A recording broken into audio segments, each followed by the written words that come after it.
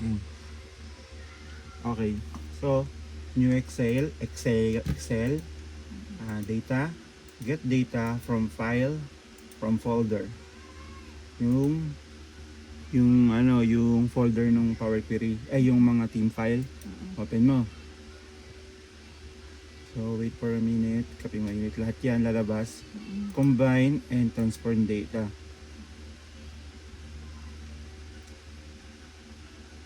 Wait mo lang.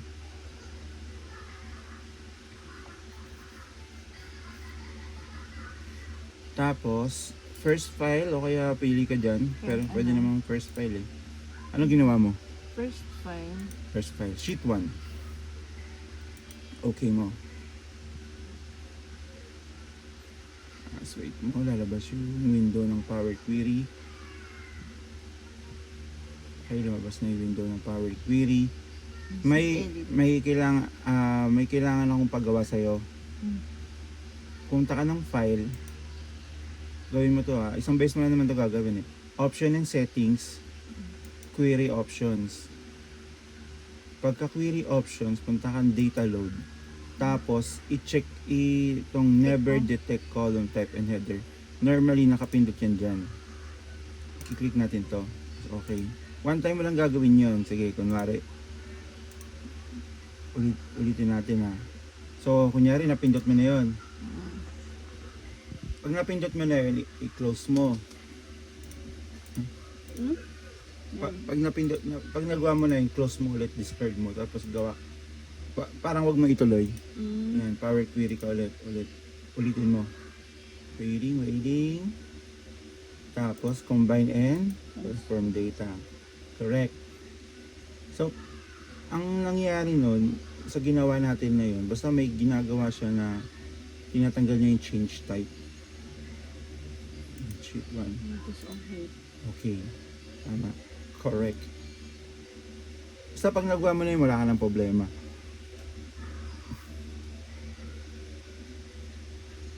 Yan. Diba dito tayo nag-edit sa Power Query? Punta ka muna dito sa transform sample file. Click ka muna dito. Tapos from here, i-click mo yung, diba napindot mo na dito? Ito. Ayan, meron pa lang palandaan. Use first row as headers. Ang ginagawa niyan, yung first row ginagawa niyang header, di ba? Tama naman. Ang maganda niyan, kahit saan dun sa team file, kahit saan sila lumipat-lipat, hahanapin nila yung word na yan. Anti-harassment, yun inyari.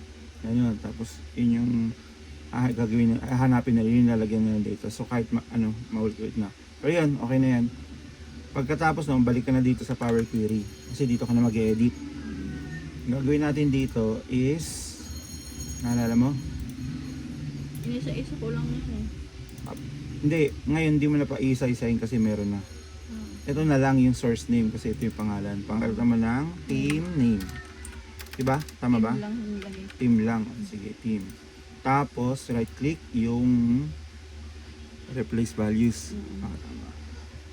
Papalitan mo yung .xlsx ng wala para maging team name. Okay. Ang ginawa ko, inisa-isa ko eh. Okay. I mean, Team Erin isa lang, tapos Team Ichigo. Okay. Anyways, pero ganoon na lang, di ba? Mas okay. Isa tanda mo na. So, ayan lang yung data natin. Ngayon, bibilangin natin lahat ng completed tsaka lahat ng in progress per line. So, mag-add tayo ng column. Ito yung add column. Custom column kasi maglalagay tayo ng formula. Tapos dito lagay natin sa new column name is completed. Tapos ilalagay mo itong formula, yung una, yung completed lang na formula. Ayan. Ayan. Nababasa mo ba? Lapit mo. List. Tanggalin mo yung ayun na. Pwede mong screenshot yan. Anyways. Ayan. Word for word mo gayahin yan ha. Yan.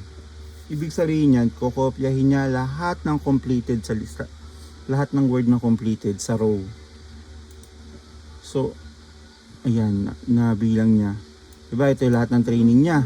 Isa lang yung completed dun sa kay Eren Yeager na na tao. Isa lang yung complete, kaya isa lang na-count niya. Gagawa pa tayo ng isa pang ulit na custom column. Lagay naman natin required. So bibilangin nyo lahat ng kung ilang training ba ang required kay Erin. So ito naman yung open natin. Nasusundan mo pa? In progress. Ay no, bibilangin natin yung lahat ng completed at lahat ng in progress, or kung end yan, hindi. Basta or, basta. Yan. So, ayan no, required training niya ni Erin daw is 4 kasi 1, 2, 3, 4. Ito, not required dalawa at nyari itong si Hanje, si Levi. Not required dalawa yung in progress. Ibig sabihin 0. Ibig sabihin yung completed niya saan ba si Levi binabasa ko? Levi Ackerman. Yan. 0 yung completed niya, yung required dalawa. So yun. So pag dinivide natin 0 divided by 2, 0. 0% yung completion rate niya. Ang gagawin natin, ito, ilipat natin dito sa may tabi ng ng pangalan ha. Kasi dulo niya yun eh. Mas maganda dito sa unahan. Ayan. So completed, required. Okay na. Ang gagawin natin, close and load. Hintayin natin. Nasusundan mo pa? Madali lang, di ba? Ayan. So, yan na. Yan lahat. Yan lahat ng team. So, gagawa tayo ng power na pivot. May power pivot din tinatawag, pero pivot lang muna gagawin natin, ha? Insert. Pivot table. Or gusto mo diretso ng chart. Pivot table na may chart pa. Ito, pivot chart. Pivot chart yung i-click mo. Okay, okay mo lang. So, ayan na yun. Lalagay mo yung team name or manager. So, team name na lang. So, ayan yung team name. Ilalagay natin yung completion rate. Wala pa yung completion rate dito kasi magko-compute tayo. Sa Pero madali na kasi meron ng numbers. Ang gagawin natin, pupunta tayo ng pivot table data. Pivot table analyze. Tapos field item and sets. Yung gagawa ka ng calculated field. So once na nasa calculated field ka, type mo lang yung name ng gusto mo, completion rate. Yan. Tapos yung formula niya is paano i-compute yung completion rate? Completed divided by not required. In progress. Required. Kasi required, completed plus in progress yan eh. So completed, double click mo yung completed, divided by required. Ganyan, okay na yan, goods na yan. Okay mo lang, lumabas na. Kaso ba't nakaganyan, naka-percentage? Ang gawin mo na lang, right click mo, value field settings. Sa value field settings, meron diyang number format. Click mo na lang na percentage. 2 decimal point or walang decimal point, ikaw bahala. Normally kami 2 decimal points yan. Pag in-okay mo, makita mo, andyan na lahat. Okay, cut mo, lipat mo dito. Yan. Kahit sa mo ilipat yan eh. Ang pangit ng pangalan, di ba? Palitan mo na lang. Completion rate. Pag in-enter mo, ayaw tanggapin. Lagay may space sa dulo. Ayan. So, yun. Completion rate. Tapos yung data, diba parang pangit, no? I-click mo lang tong itong plus. Check mo yung data labels. Pag pinindot mo, lalabas yung percentage sa taas. Yan. Tapos nagtataka ka ba't may 120%, diba hanggang 100% lang yan. Pwede mong i-edit yan, pwede lang hindi, pero kunyari masyado kang right click mo lang yan. Add format axis. Yung pag format axis, punta ka lang dito, minimum 0%, tapos yung maximum kasi 1.2 eh. Gawin mo lang 1. So pag ginano mo na, wala namang okay dyan, close mo lang. Okay na yan. So 100%.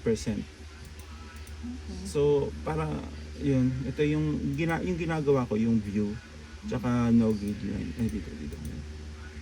View tapos no grid line para malinis tingnan mo. pwede mong i-send. Pwede mo Paano siyang i-move yan? Ito? Hindi, isa. Ito? Oo. Oh, ganyan. Okay. Kahit saan. Ako, ginagawa ko. Kung hindi ko naman to papakita. Ako tinatakip ko na ganyan eh. Okay. Para- Para drag na lang. Para malinis eh. Pero, kunyari, gusto mong pakita yung per team. Meron naman siya dito sa Power Query per team. At meron din naman siya dito pag dinoble click mo. Yan, no? May nasulat pa details. Tanggalin natin yung grid line para parang pwedeng i-send sa email. Details per completion rate, Team Eren. Yan, ito yung 1.4 per, yung per team niya. Tapos 35.71%. Pwede ba rin May question ako, Jay. Okay. Kapag dinilit, kunwari, pinalitan nila yung mga in progress nila ng completed. Matic pag nag-refresh ka. Matic. Tatry natin. Yung Team Light, 100% natin. Sige. Okay. Hanapin natin yung Team Light. Kailangan mo lang i-refresh ha. Oo. So, completed natin lahat sila. Pati yung ito not required, okay lang. Basta completed naman eh. So, dapat completed 100% lahat. Kasi not required Okay. naman talaga yan eh. So, save natin. Save. Okay, close. Dito, mag-control. Ay, huwag na tayo mag-shortcut ha. Dito na lang. Tapos refresh. Wait natin. Yan. Kita mo, Team Light, 100% na. May kita mo rin sa Power Query. Refresh. Si Automatic na rin Team na. Light. Yan, automatic. Completed. Okay. Ngayon, ito yung sinasabi ko. So,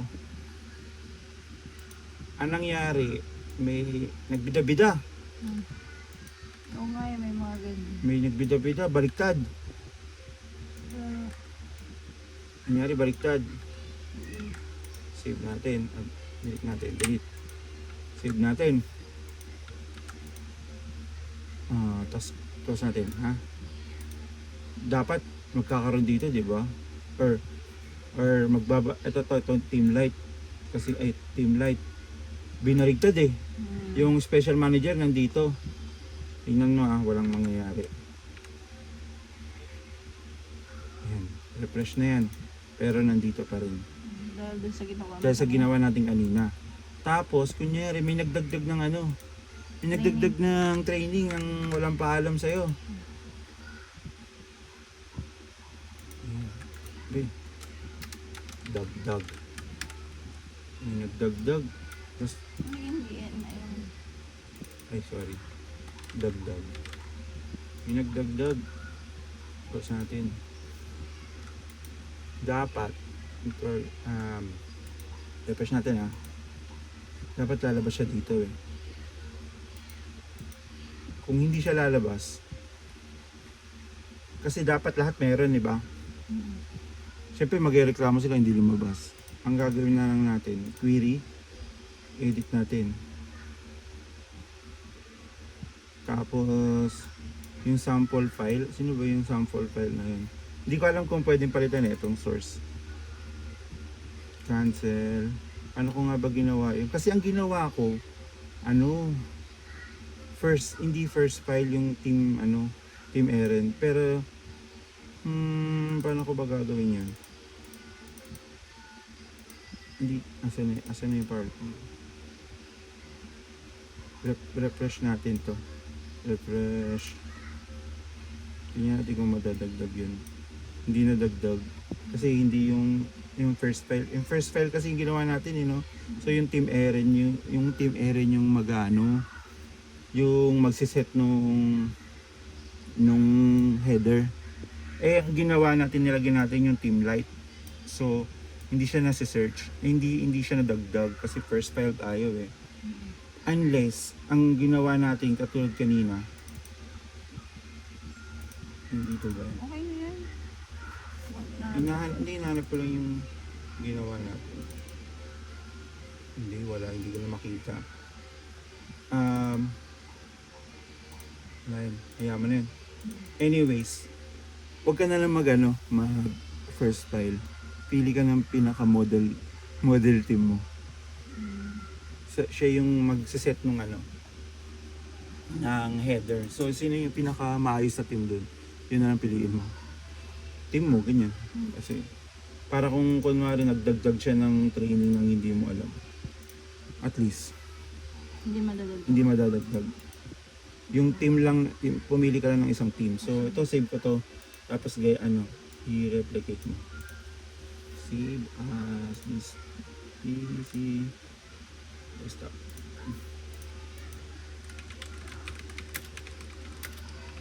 Close ko na. Stop ko na to. Stop ko yan.